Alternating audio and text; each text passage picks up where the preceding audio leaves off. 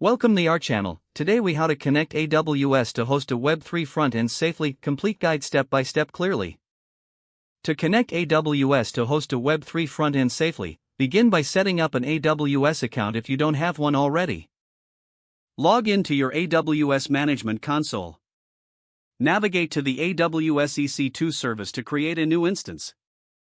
Select the desired AMI which suits your application, such as Amazon Linux or Ubuntu.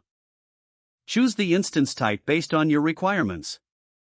Configure the instance details, ensuring that you select the correct VPN. In the security group settings, create a new security group or select an existing one that allows HTTP, HTTPS, and SS. Launch the instance and note the public IP address assigned to it. Once the instance is up and running, connect to it via SSH using your terminal or command prompt. Update the package manager to ensure you have the latest security patches.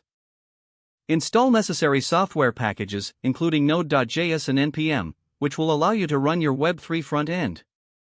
Clone your Web3 front-end repository from GitHub or your preferred version control system. Navigate to the project directory and install dependencies using NPM or Yarn. Configure environment variables for connecting to your blockchain network and any other required APIs. Set up a reverse proxy using a web server like Nginx or Apache to serve your application. Ensure you configure SSL certificates to enable HTTPS for secure connections. Test the application locally using the IP address and verify that it runs correctly. Once confirmed, update your DNS settings to point your domain to the public IP of your AWS instance.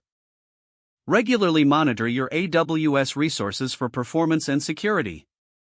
Implement additional security measures such as implementing IAM roles and security policies. Keep your application updated to protect against vulnerabilities. With these steps, your Web3 front-end will be hosted on AWS safely.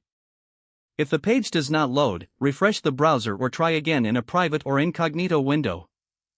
Make sure you are using the correct email address, then retype it carefully to avoid small typos.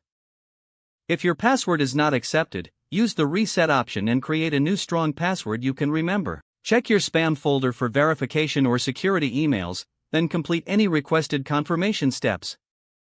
Enable two-factor authentication if available to improve account security and reduce unauthorized access risk.